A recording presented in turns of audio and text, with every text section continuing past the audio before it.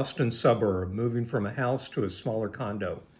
Besides a lot of books, I'm bringing personal papers, journals, clips from my journalism days, letters, research files. I'm obsessed with what I call self-chronicling. This obsession began with a little booklet with envelopes for grades 1 through 12 called School Days, Records and Memories.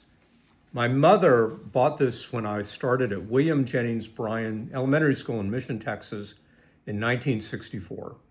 The first grade envelope shows a photo of me looking rumpled and dazed with a bump on my head. I must have walked into a tree. The envelope includes my report card, a Red Cross card certifying me as a beginner in swimming, 2 stapled pages with an explanation of my score on the Metropolitan Achievement Test, and a photo of my teacher, Mrs. Block, and me taken on my birthday. As the years passed, the envelopes thickened with achievement tests, honor roll listings, photos, notes, event programs. Envelopes started tearing out of the book, so from the 7th grade on, I stuffed the ephemera into manila envelopes that got bigger and better. So why did I save so much, and why do I still keep it? Well, the older I got, the more I depended on academic achievement as a keystone of my identity. The honor rolls and certificates in these envelopes validated me, since otherwise I felt like an outsider. My self-image was fragile. I wrote my height and weight on the 5th grade envelope, 60 inches tall, weight 110, 115, with the note, "Gosh, I'm heavy. I don't look it." Have I ever not felt that way? Still, journaling and collecting captured my emerging sense of living in history. A turning point came in the 6th grade, spring of 1970. Students had to write an autobiography. I did so by putting pages in a green binder with metal tabs to hold the pages together. That fall, I moved to junior high. I had wanted to start a journal, and now I saw how. I added pages to the autobiography and wrote my first entry on September 15th, 1970. I've quoted it in other open mics. In parallel to the ongoing journal, I saved whatever struck my fancy. Report cards, notes stuck in my locker, a ticket stub from a Dallas Cowboys game, every issue of the newspapers and magazines I wrote for, every letter from my mother and other relatives, with carbon copies of letters I typed to my mother, newspapers from presidential election and events like 9/11. A folder of bad job reviews, now those make for fun reading, definitely open mic material. Morning after notes from stormy 1980s romances.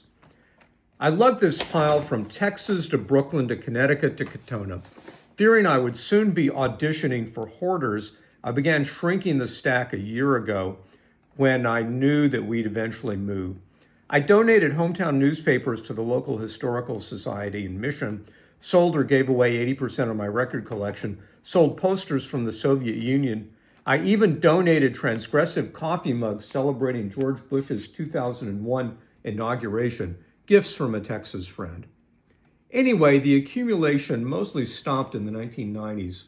I ran out of things to save.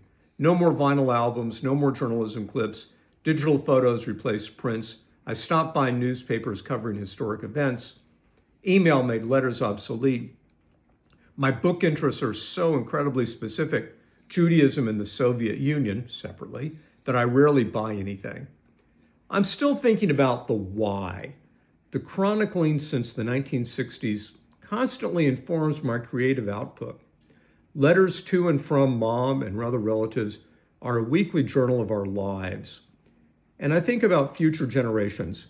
I didn't know much about my parents or grandparents, but I'm creating a way for people of the 22nd century to know something about my life and times, assuming all this survives. The unending chronicles show how I see history as it happened. And you are doing the same tonight. Many of you have written and read poems based on current events. That's your form of chronicling. You're being a bard.